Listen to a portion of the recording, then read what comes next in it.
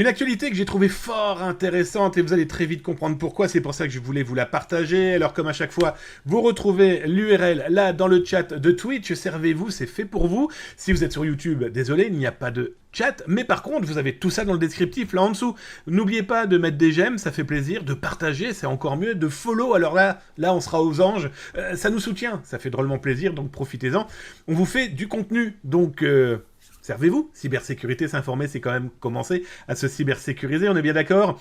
À partir de la semaine prochaine d'ailleurs, parce que j'ai eu de la demande, donc du coup le live sera aussi sur TikTok. Bref, servez-vous, on est là pour vous les amis. Et donc dans l'actualité de ce soir, autour de Pôle emploi. Alors souvenez-vous, cette histoire, Zatas vous avait révélé en 2021 qu'un pirate informatique était en train de vendre, de commercialiser ce qu'il annonçait comme étant une base de données appartenant donc à Pôle emploi, qui aujourd'hui s'appelle France Travail. On ne va pas revenir sur le cas de France Travail avec un pirate informatique il y a quelques semaines annonçant avoir 42 millions de données que personne n'a jamais vues.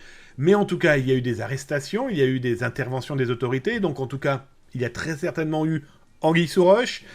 Mais heureusement, ces données, si elles ont vraiment été exfiltrées, n'ont jamais fuité, bavé dans le milieu. Souvenez-vous d'ailleurs, il y a 3 semaines, je vous avais montré une communication d'un pirate informatique très connu dans le milieu des fuites et surtout du rachat et de la vente de bases de données, et qui expliquait lui-même que tout ça n'était que du fake. Voilà, on n'a rien vu, donc tout ça n'existe pas, et les échantillons que ce pirate informatique a pu fournir à ceux qui lui demandaient, vu que c'était toujours les mêmes, ces échantillons de 3-4 lignes, c'est clairement pas raisonnable de se dire qu'effectivement il y a eu cyberattaque, mais ce n'est qu'un détail. Le détail là qui est très important, c'est le cas de 2021. Nous sommes en 2021 et un pirate informatique annonce avoir plus d'1 million de données appartenant à l'ancien ANPE, donc autour de l'emploi, Pôle emploi. Il tente de commercialiser ça sur des forums, d'ailleurs des forums comme Boeing Forum, comme Red Forum, comme Bridge Forums, qui d'ailleurs vient d'être arrêté par les autorités. C'est Zatas qui l'a annoncé mercredi. D'ailleurs, vous retrouverez tout ça dans les rediffusions sur YouTube, si vous voulez en savoir un petit peu plus. Eh bien, on découvre véritablement ce qui s'est passé. Comment ? Il faut savoir que après cette fuite de données, l'ANSSI travaille sur le sujet.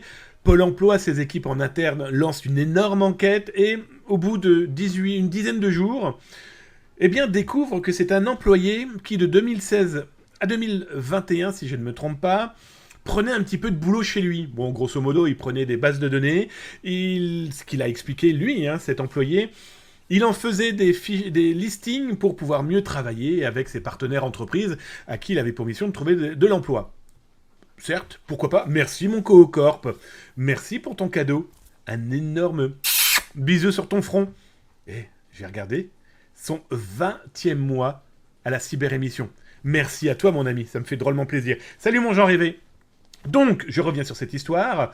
Cet employé prend du travail chez lui et donc partage les petites bases de données qu'il a fabriquées, dans lesquelles il était inclus donc des personnes en recherche d'emploi, et il a à première vue diffusé ça à des boîtes d'intérim.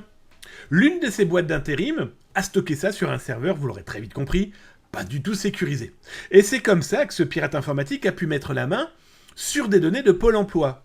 Mais on découvre dans un rendu là, qui a été mis en ligne il y a quelques jours, suite à un rendu de jugement de la Cour d'appel d'Amiens, pour les prud'hommes, parce que l'employé avait attaqué son ancien employeur parce qu'il a été viré pour faute grave.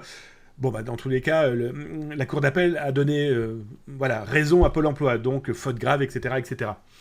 Mais il s'avère qu'en fait, il n'y a pas du tout d'1,5 million de données que le pirate vantait à la vente. Non. 58 124 demandeurs d'emploi dans cette mini base de données. Elle est quand même là, cette base de données, on est bien d'accord. Toujours est-il qu'on n'était pas du tout à 1,5 million, mais donc à quasiment 60 000.